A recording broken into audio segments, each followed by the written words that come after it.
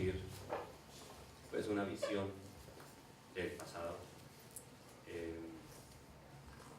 Pues el oficio de los historiadores frente al pasado y la postura de estos frente a la divulgación del conocimiento que construyen.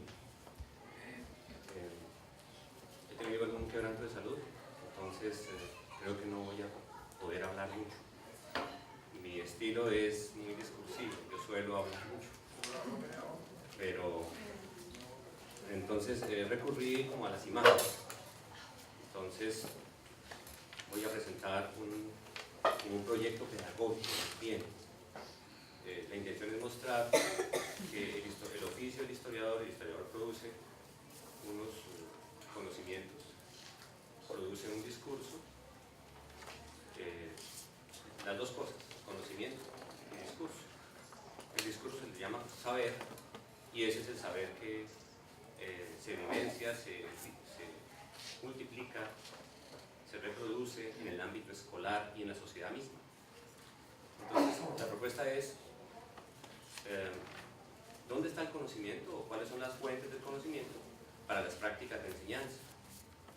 Entendido como prácticas de enseñanza todo el compartir de los saberes, no solamente en el aula de clase, en el ámbito escolar, sino en la cotidianidad, en los museos.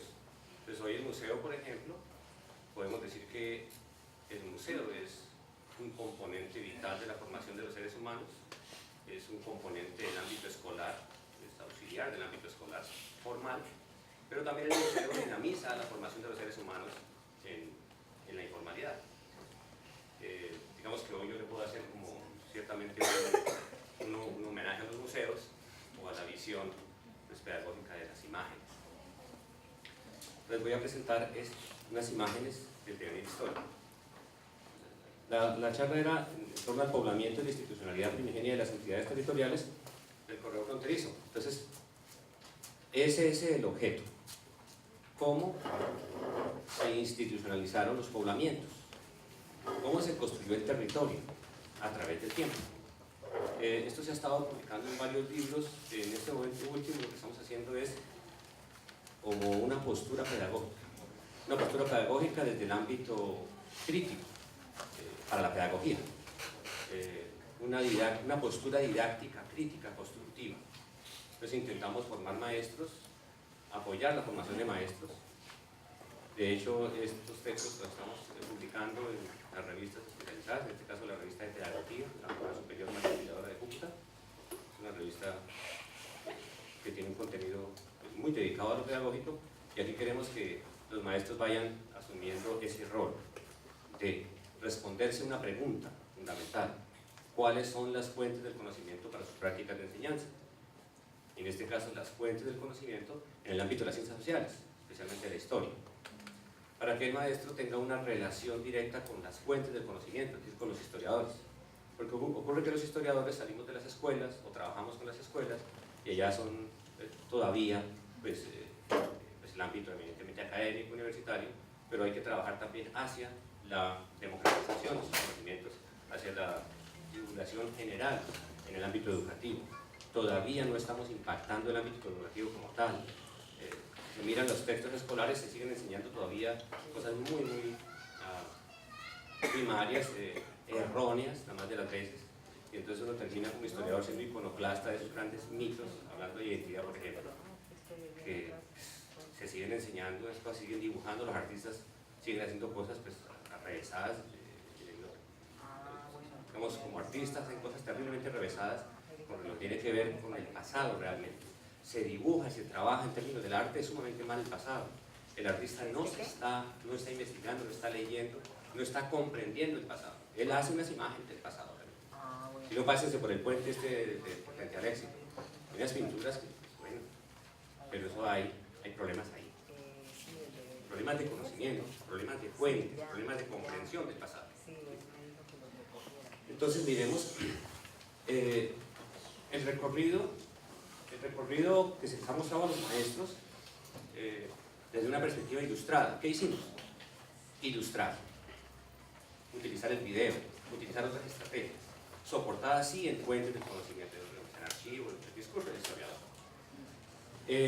Pues arrancamos desde la perspectiva primigenia, obvio, desde nuestros pueblos, porque no puede salirnos corriendo a hablar del poblamiento moderno sin saber que aquí había unas naciones étnicas, que aquí había una historia ancestral muchísimo más extensa que la moderna, por supuesto. Entonces, y también por reivindicar ese pasado, ¿qué quedó de ese pasado? Y como tenemos los museos, por ejemplo, aquí nomás en el Museo Paleontológico, que siempre funcionó, y arqueológico allí en Los Vados, en el municipio de Los Patios, pues uno va y ve, digamos, lo poco que se ha excavado, que han hecho los arqueólogos y los paleontólogos, que hay evidencia muy buena para comprender que los primeros seres humanos hace unos 14.000 años en estos valles compartieron con la megafauna ya extinta, como los megaterios y mastodontes. Pues ahí tenemos en Los Patios, por ejemplo, dos pequeños núcleos de material paleontológico muy valioso. Eso puede explicarse mejor en el ámbito escolar y en la sociedad, incluso como elemento identitario para esa parte, para este territorio. Esto es que es un oficio también de antropólogos, de etnólogos y por supuesto de los historiadores mirar qué naciones étnicas poblaban el territorio para hacer una suerte de fronteras étnicas que todavía son muy difusas.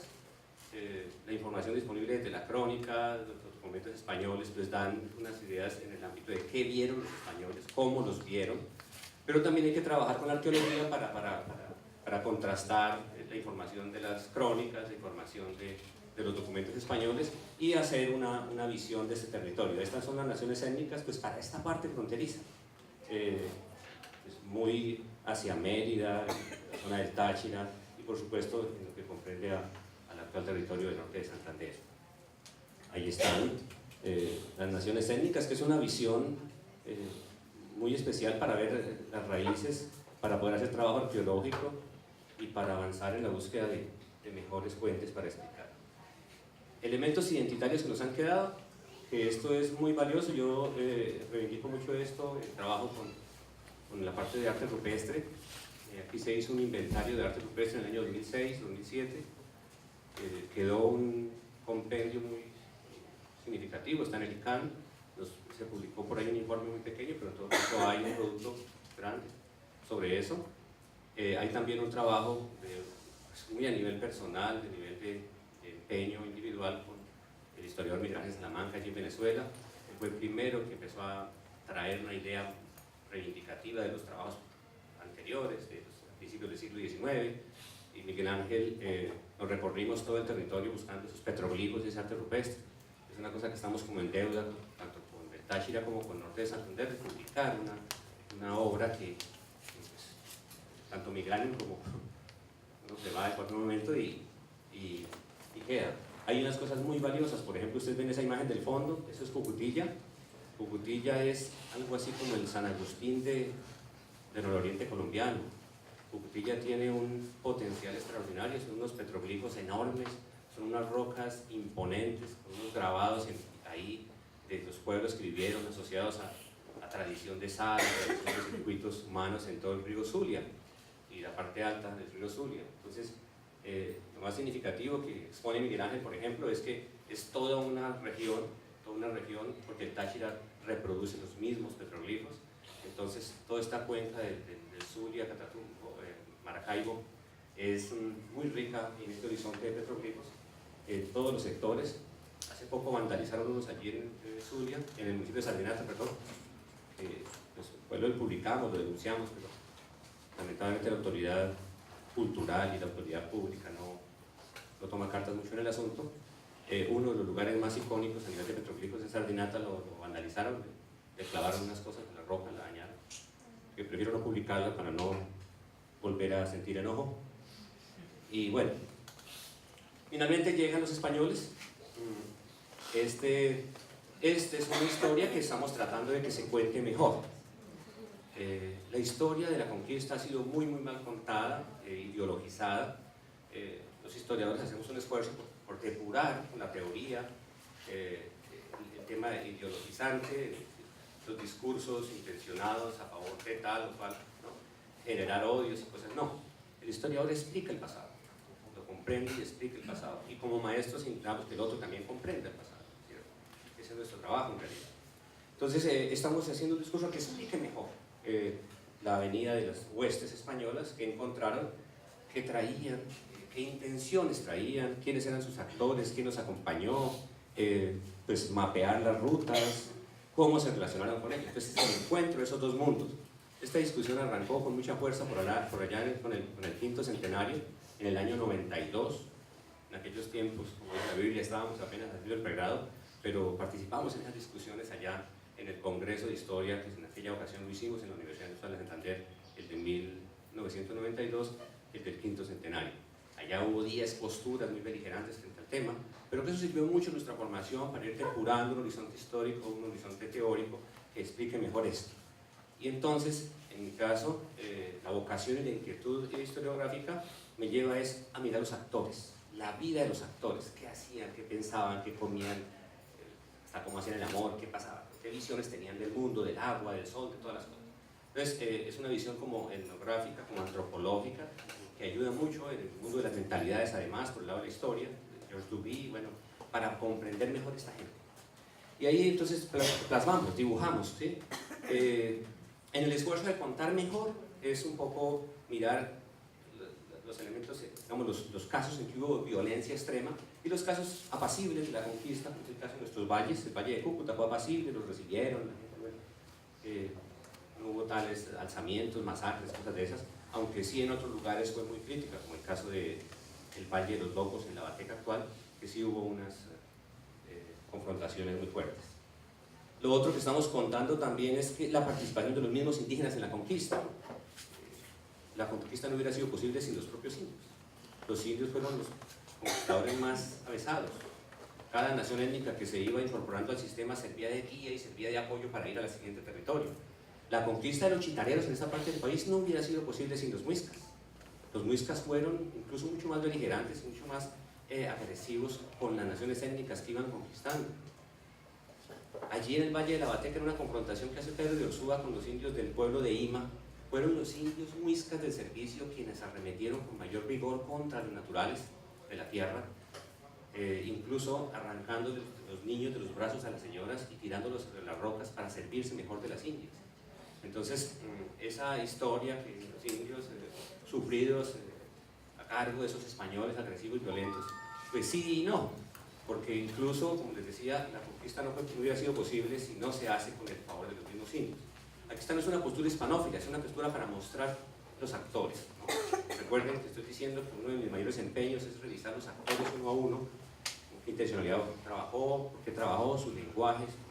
Eso es lo que hace la historia, la comprensión de las palabras del otro y las intenciones del otro. La ciudad, la hueste española, ustedes ven arriba la imagen de la hueste, el capitán que hace todo un acto soberano en nombre de su rey. ¿Para qué? Para fundar y tomar un territorio, una ciudad. Entonces es la primera gran categoría en la constitución de territorio, de moderno. La primera gran categoría en la constitución de territorio es la ciudad. Entonces la ciudad se hace un acto protocolario, por eso se habla de fundar. Fundar significa crear el derecho de justicia, derecho administrativo, derecho del usufructo de la fuerza laboral indígena y el derecho a tomar el subsuelo, todo lo que haya que hacer. Crear un territorio, crear la justicia en nombre del rey. Eso es fundar. Por lo tanto, las únicas unidades territoriales fundadas son las ciudades. Las demás unidades territoriales futuras, después de la ciudad del siglo XVI, tiene otro elemento jurídico, tiene otra connotación y tiene otro discurso jurídico que tiene una mejor comprensión hoy día. Los actores, los integrantes de la hueste militar, o sea, del conquistador, de la campaña militar, se convierten en un ente civil, que es el cabildo. Y el cabildo tiene que empezar a administrar las tierras. El caso del poblamiento. Entonces, la ciudad, este ejemplo de Pamplona, la ciudad se forma físicamente. Bueno, entre otras cosas, la ciudad físicamente es lo que menos importa. Importa es el derecho, la ley, los libros, los cargos, los diferentes jueces, regidores, alcaldes. Pero hay que mirar la parte arquitectónica, hay que mirar la ciudad, cuándo se hizo. La ciudad de Pamplona, por ejemplo, es de 1549, pero las casas en firme las voy encontrando ya a finales del siglo XVI. Antes eran los rancheros ahí, pero por lo menos estaba la traza, la retícula ortogonal. La ciudad española se ha estudiado muy bien, Hay unos estudios, incluso Jaramillo es un estudio muy bueno sobre la ciudad española, donde se muestran los distintos modelos urbanísticos, arquitectónicos, la ciudad de los puertos, la ciudad de los caminos, es decir, según la configuración del terreno, la ciudad tiene una característica, pero la ciudad sí es un artículo ortogonal, la más de la vez, es la usanza del pueblo español. En el ámbito de las comunidades indígenas, pues ellos entran a administrar, saber qué recursos existen, miran la especialidad de los oficios, las labores, reconocen las naciones étnicas y montan el proyecto sobre ellos. Entonces, las comunidades indígenas siguen ahí, pero van a ser incorporadas al proyecto. En el momento de la conquista, esta imagen es muy buena, que podría un maestro usar muy bien para contar el contacto, ¿cierto? Este es el requerimiento. Este requerimiento, estamos dibujando el requerimiento hecho en el Valle de Cúcuta, por ejemplo. El requerimiento en el Valle de Cúcuta funcionó como la ley lo ordenaba. El español viene y les dice, mire, ustedes venimos aquí en nombre del rey, ustedes van a ser nuestros súbditos, nosotros vamos a darles la salvación de su alma, porque les traemos la religión verdadera, y ustedes van a servirnos en contraprestación de salvamos el alma. Sí, y es un discurso que pues, mucho se ha escrito sobre el requerimiento, que es una abominación del pasado, pero el requerimiento se hizo como por cumplir con la ley y lo así. Entonces estas escenas es bueno que el maestro las pueda explicar, porque así los jóvenes de hoy comprenderían mejor cómo sería. Y entonces nos resulta ¿qué? Nos resulta un proceso de vinculación. Miren, los indios son apuntados en una libreta, ya ellos pernoctan en las casas de los indígenas, y pues ¿qué empieza a funcionar? Empieza a funcionar pues, la simbiosis pues, que va a darse naturalmente ahí para arriba, entre el pueblo que llega, y eso es casi inmediato, el mestizaje surge de inmediato, porque una de las cosas que hacen las comunidades indígenas, las naciones étnicas, incluso las más fuertes, es hacer alianzas.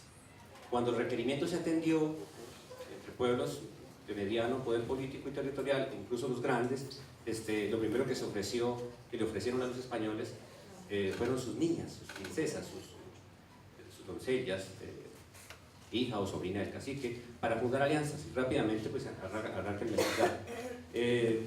Esta es una imagen que queremos como contar, que los documentos nos dicen, lo mejor, digamos, diferentes casos estudiando, y es que aquí no ocurrió la gran chingada como siempre nos han dicho. Esa noción mexicana de la super gran chingada, no es cierto, porque ni siquiera en el propio México, lo primero que hacen las grandes autoridades étnicas, los grandes linajes, es ofrecerle a los españoles a las chicas, las princesas, para hacer la alianza. Cuando la alianza se rompe, cuando Cortés entra en conflicto, Moctezuma es detenido, Moctezuma lo matan los mismos indígenas. ¿Qué hacen cuando se levantan los indígenas? ¿Qué hacen? Buscar a sus princesas para romperles el vientre, porque ellas ya estaban embarazadas, algunas de ellas, entonces era para romper la alianza, ¿cierto? Entonces esto ocurrió aquí en nuestro Valle de Cúcuta. Entonces uno lo que ve es que hay que ser más cuidadosos y prudentes al contar. Las historias no se pueden generalizar todas, hay que mirar estos casos, que hay particularidades. Y luego, ¿qué se hace en estos valles? Pues mira, ya hay una imagen, un mapa del Valle de Cúcuta, cómo se va a usar el suelo. El Valle de Cúcuta es usado por los pamproneses y por los vecinos de San Cristóbal como las tierras ejidas, como los llanos de Cúcuta, donde se van a proveer de pastos y de tierra muy fértil para criar ganado mayor. Y este ganado mayor se crió con mucha ventaja en estos valles en los primeros años del poblamiento español, y eso genera una tradición y genera una postura muy interesante para ver, y una documentación muy nutrida para ver qué pasó en estos valles. El ganado que se exportó de los valles de Cúcuta fue muy apetecido en otras regiones, las mulas, sobre todo el ganado cabalgar y mular. Aquí ya podemos mirar que ese es otro capítulo, ver mejor la ciudad española como tal, como organismo territorial, comunidad territorial, porque si ya comentamos que la hueste se convierte en un cabildo al establecer los derechos de ciudad y demás, y se empiezan a generar nuevos roles, a implementar la empresa agrícola económica, la empresa minera y demás, entonces hay que mirar qué comportamiento y qué genera la ciudad. Obvio, el cabildo es quien toma las decisiones. Entonces el cabildo hace la justicia y toma las decisiones ¿sobre qué? Sobre todo lo que haya dentro del territorio. Y dentro del territorio siguen las comunidades indígenas.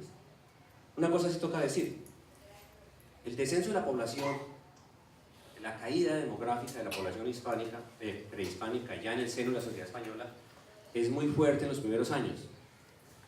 Hay dos razones fundamentales, bueno, hay varias, pero podríamos reivindicar dos. Una, las nuevas enfermedades.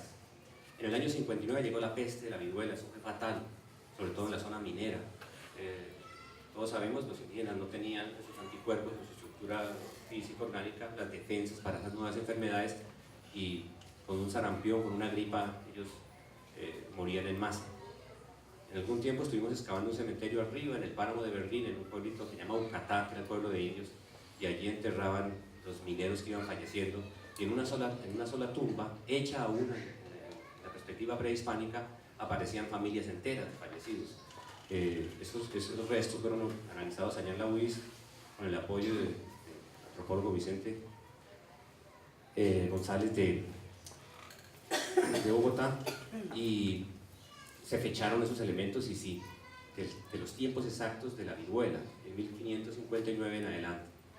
Entonces eso sí ocasionó un descenso demográfico muy grave. Y lo otro es que los encomenderos mineros, en la medida en que iban falleciendo los indígenas que trabajaban en las minas, iban sacando nuevos brazos, nuevos hombres para laborar allá en las minas.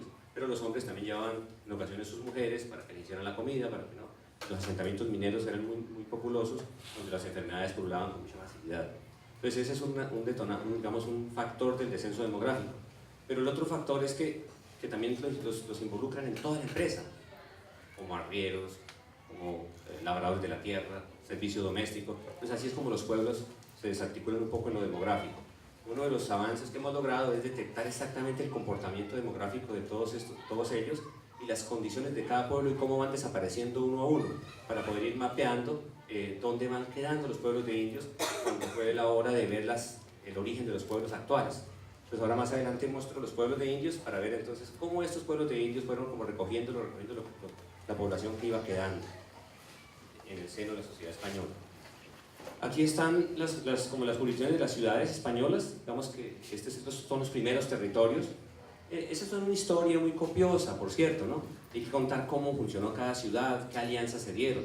Por ejemplo, aquí es una historia que debemos también corregir un poco, y es el origen de nuestras ciudades. Salazar de las Palmas, por ejemplo, fue el producto de un esfuerzo entre ciudades del actual territorio venezolano, por ejemplo, del Táchira, de Mérida, La Grita, misma Maracaibo, Gibraltar, bueno, Gibraltar es posterior, pero era para poder tener ese puerto, y Pamplona. Entonces Pamplona era gran líder, pero el esfuerzo es de todos, es un territorio construido entre todos. Entonces, para Salazar de las Palmas hay como no fue muy bien leída la crónica, y sobre todo que le incorporaron un discurso, ahí sí buscando la identidad, como hablamos ahorita en la ponencia anterior, le involucran un discurso mal leído de unos eventos, de unos alzamientos de indios y negros por allá en Barquisimeto. Entonces los trasladan aquí a esta región, y entonces hablan aquí de la cacica Zulima, y hablan aquí del cacique Guaymaral, y de toda una gesta de indígenas y unos alzamientos con más de 2000 indígenas combatientes. Eso no pasó en realidad por acá, jamás pasó eso. Sino eso se trasladó, se trasterró un relato de una crónica allá que sí ocurrió en la zona de Boria, en unas minas después de Barquisimeto, y aquí entonces se generó todo un movimiento. Hoy les pedimos a los historiadores, con todo respeto y cariño, que pongan eso en la literatura, ¿no? Entonces se enseña como la tradición literaria en torno a la conquista y a la fundación de nuestras ciudades, y entonces Zulima es una leyenda, Cacique Guaymaral es una leyenda, no hay documentos históricos que sustenten nada de eso, ¿sí?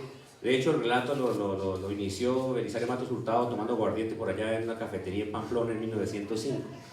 Entonces, allá está la cafetería favorita cuando vayan a Pamplona, ahí está, al lado del Museo Ramírez Villamizar. Ahí nació la historia de Zulima a la luz de unos aguardientes. De tal modo que sin ser iconoclasta, pues intentamos que los maestros separen los discursos y cuenten bien las cosas, ¿sí? Los mapas ayudan mucho. Nosotros podemos hacer mapas así a nivel de ilustración, o podemos usar cartografía oficial de los estados actuales y localizar los territorios. Aquí está, por ejemplo, la ciudad de Pamplona, el Valle de Cúcuta, las ciudades españolas, un poco la perspectiva del territorio a través de las cuencas hidrográficas que están ahí definidas. Otra forma también es ver la empresa. estudiar la empresa, estudiar el proyecto financiero, económico, cómo circulan los bienes de capital y demás, porque pues esta es una sociedad con relaciones de servidumbre, pero evidentemente capitalista en su perspectiva productiva y del mercado, ¿sí? La sociedad española es una sociedad evidentemente capitalista en el ámbito del mercado, así descanse laboralmente, socialmente, sobre relaciones de servidumbre, ¿no? Entonces aquí también estamos intentando pues, que se explique, que la gente comprenda que una cosa son relaciones de servidumbre, en el caso del ejercicio de la administración de los seres humanos, y otra cosa es su dinero y cómo funciona la empresa. La sociedad y el necesario comercio con el exterior. Todas las ciudades españolas buscan, el proyecto es conectarse con Cartagena, con Maracaibo, con el río Magdalena, porque hay que sacar los productos, hay que importar los elementos, hay que importar los esclavos. Entonces la dinámica de las ciudades es esa. Una historia aquí fronteriza, extraordinaria, es, por ejemplo, el papel de San Faustino en los Ríos. ¿Por qué surgió San Faustino en los Ríos en 1662? ¿Quiénes impulsaron ese proyecto? Los primeros navegantes del río Zulia, por ejemplo, que lo hicieron los vascos. Lo hicieron los vascos. Hay un navegante Chazarreta, por ejemplo, que construyó barcos. Una gente que después vino a ser la guipuzcoana la que va a liderar todo el comercio. Pero ese proyecto de navegación por el Zulia, de salida, y eso configuró los territorios. Esas son historias. Ahora, en la ciudad, ¿qué construye una ciudad? Sus artesanos, sus oficiales, su gente. Entonces, el estudio del trabajo. Ya Colmenares ha hecho una cosa muy buena sobre los documentos para el estudio del trabajo, pero ahora podemos mirar más a fondo las especificidades de ese trabajo, la historia del trabajo en las ciudades nuestras. No solo en las ciudades, sino después en las parroquias, después en los pueblos, y poco a poco cómo es tan importante la perspectiva del trabajo e historial del trabajo. Aquí están entonces los barberos, el barbero que es cirujano a la vez, todos ellos. Y la iglesia. A mí a veces me dicen, bueno, ¿usted por qué a toda hora metido con los curas? ¿Qué hace a toda hora en los archivos parroquiales? Pues es que allá están las fuentes. Imagínense, los archivos parroquiales, allá están las fuentes. Jacqueline sabe, por ejemplo, cómo el archivo parroquial de Chinácota es una fuente espectacular para hacer la reconstrucción de la vida social y humana de ¿quiénes? De los indígenas, de los pueblos de indios. Entonces, medio encontremos un archivito de parroquial, pues, y esos archivos están más o menos bien cuidados. Entonces, ahí está. La iglesia, en sus dos grandes vertientes, es decir, la iglesia diocesana como la iglesia regular. Diocesana es del obispo, la de la jerarquía eclesiástica diocesana, de los obispados, parroquias, y la iglesia de clausura, la iglesia regular, son de regla, los que se encargaron de la doctrina, que es todos ellos. Es la doctrina la que hace la territorialidad en el ámbito indígena, porque son las doctrinas en el ámbito de la evangelización, sobre las encomiendas, ya con los resguardos, que surgen las unidades territoriales indígenas en el ámbito de la sociedad española. Entonces, esto nos ha permitido ver con mucha claridad cómo fue posible pues el uso de la tierra y la generación de sus diferentes empresas y la unidad territorial. Los pueblos de indios. Los pueblos de indios ya vienen siendo entonces el segundo nivel de desarrollo poblacional e institucional. Los pueblos de indios. Si arrancamos con la ciudad española, es la que toma el territorio y todo lo que está dentro de la ciudad lo va a administrar el cabildo. Los pueblos de indios van a ser entonces el segundo horizonte. Esto ya es siglo XVII. Los primeros 60 años, los primeros 50 años de vida de las ciudades estuvieron administrando los indígenas de forma muy directa, el encomendero, con un corredor de naturales, bueno, pero no estaban ellos tan protegidos ni en ámbito de doctrina ni en el ámbito de su propia organización social. El pueblo de indios es el producto de la política del padre de las casas, que tiene un discurso hermoso y largo, porque está la historia del padre de las casas viajando de Cuba y México a hablar con la reina, a contarle lo que estaba pasando. Y le mueve la culpa diciéndole, mire, si usted no evangeliza a los indios como se comprometió, usted se va para el infierno, su conciencia está cargada. Bueno, un discurso muy chévere, que es muy bonito, eso lo explicó mucho hermano Martínez el otro día, nosotros arrancamos desde ahí, ese tema. ¿Por qué? Porque eso hace posible un futuro extraordinario y es el poblamiento de los indios. Bueno, finalmente pues avanzamos ahí y encontramos que a los pueblos de indios había que institucionalizarlos, ellos se poblarían a la usanza de los pueblos de España. Ellos tendrían su vida social protegida con un doctrinero, un encomendero, tendrían sus tierras, se les hacían los resguardos. Aquí hay muy buena documentación al respecto, lo que pasa es que hay que saberla trabajar, las diferentes visitas de españoles, los propios pobladores, por ejemplo, incluso Beltrán de Guevara en el año 602, estas visitas del Táchira, todas están muy bien documentadas. Entonces trabajaron con la profesora, sí, y los nuestros igualmente. Este desarrollo social también, la inclusión de unas prácticas económicas distintas sobre los pueblos de indios, cómo se ordenó que tuvieran una vaca, que tuvieran unas gallinas, que reivindicaran su alimentación y demás para que nuestros pueblos funcionaran. Y los oficios en los pueblos, explicar un pueblo de indios es una cosa muy bonita, porque explicar que los actores ahí, que el doctrinero, los cantores, las fiestas religiosas, cómo manejaban las rentas, la caja triclave con la cual manejan los recursos del pueblo de indios. Esto es la República de los Indios. Entonces estos elementos hay que llevarlos al plano pedagógico y ojalá con documenticos que los niños y los maestros puedan trabajar para que expliquen mejor cómo eran los pueblos de indios en el ámbito de la sociedad española. El caso de las fiestas, estudiar las fiestas es una cosa muy buena, las devociones marianas y demás que fueron armando los pueblos. Hubo devociones marianas acá como los señores de Angustias de la Bateca, que se convirtió en un imán para traer gente de todos lados. Aún vienen de Venezuela, por allá los pueblos campesinos, a esas fiestas. Mi padre murió de 86 años y al último estaba enojado porque no lo llevábamos. Él tenía que ir todos los años a esa fiesta. Eso viene desde este momento indígena. Lo otro, el mestizaje. El mestizaje hay que explicarlo con estadísticas demográficas que tenemos todo el tiempo. Se le toma una foto, por ejemplo, de los censos del siglo XVIII, se pueden ver entonces cómo los indígenas iban saliendo, los arrieros que llamaban las chicas. Sigue siendo igual hoy. Hoy se suben a los buses y se van con los choferes, los camioneros. Eso les pasa allí a la Nación Uva, por ejemplo. Los conflictos con los españoles, los conflictos por la tierra, eso siempre ha estado presente. Esto es como la imagen de Cúcuta, ahí están la margen del río, este globo central es el barrio de La Playa hoy día, para allá está el barrio de San Luis, esto lo secaron, que es más o menos por la avenida Primera, la madre antigua del río, y la nueva que quedó por allá. Entonces, como para mostrar que Cúcuta nació ahí como pueblo de indios. Los indios motilones en Cúcuta, ¿no? Esta es otra historia que hay que mejorar, tal vez pues Jacqueline, los historiadores de aquí ahora, que Cúcuta no es motilona, Cúcuta era chitarera ancestralmente, pero hay que contarlo mejor, cómo llegaron los motilones aquí. Que los parroquianos, ya elegida la parroquia en 1733, iban y cazaban indios en la selva y los traían. Pero trajeron tantos que tocó meterlos al pueblo de indios con los antiguos chitareros y terminó siendo Cúcuta motilona. Aquí están los caminos, la navegación por el Zulia otra vez, las fiestas en los pueblos de indios, ahí está la Correa de Gallos, por ejemplo, y el mapa con los pueblos de indios.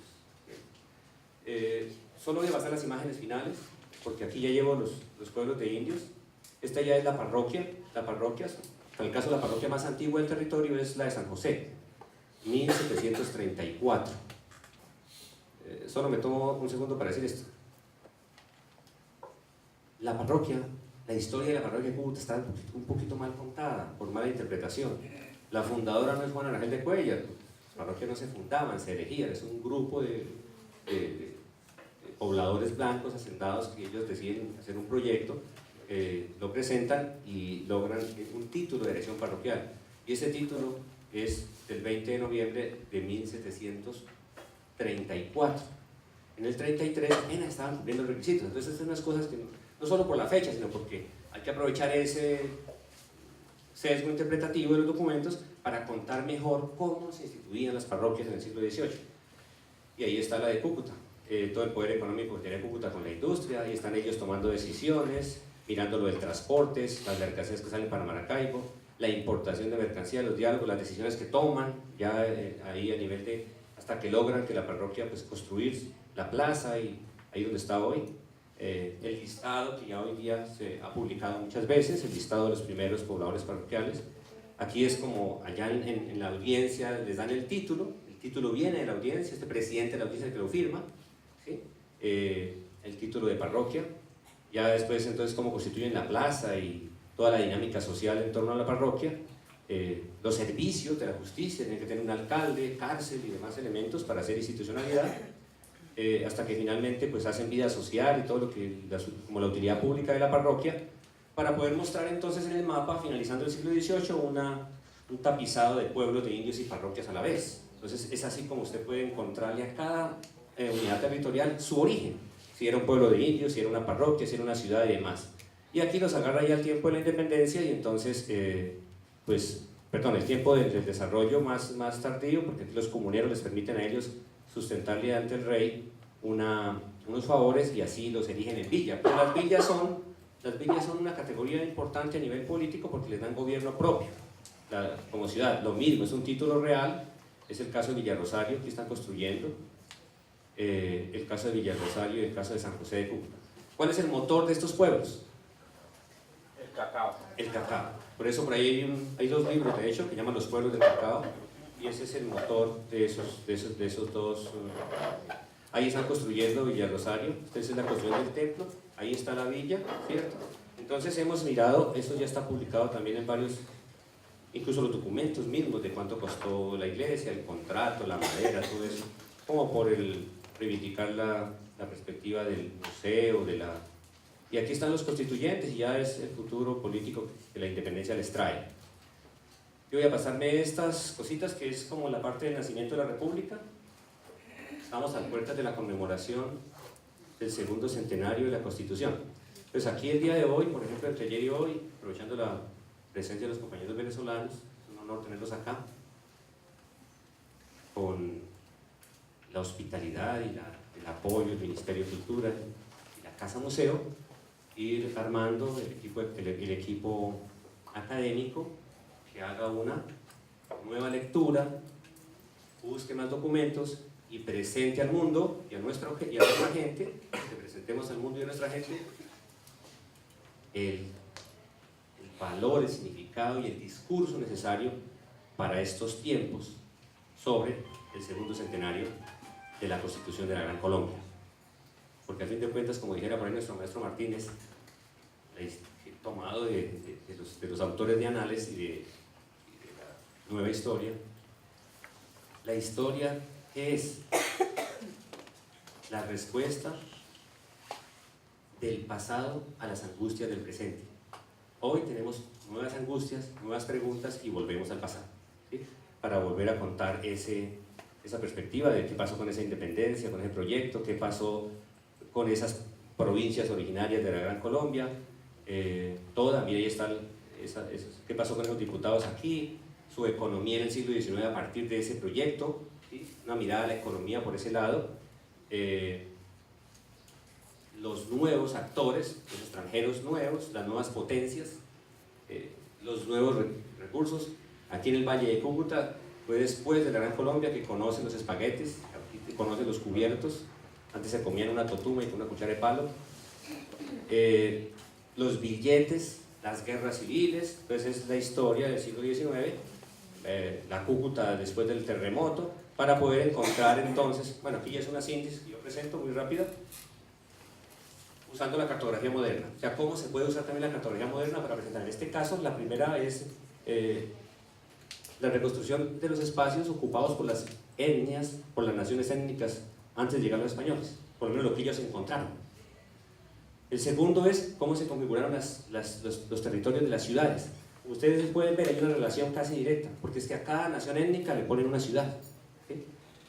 Los españoles, entonces ahí está, pueblos prehispánicos, ciudades del siglo XVI, y aquí está entonces cómo podemos mapear todos los pueblos de ellos, como si fuera en un mapa moderno poder poner la situación del siglo XVII, los asentamientos del siglo XVII, los pueblos de indios, y en el otro mapa las parroquias con los pueblos de indios. Entonces ya van ustedes viendo que el territorio se va construyendo.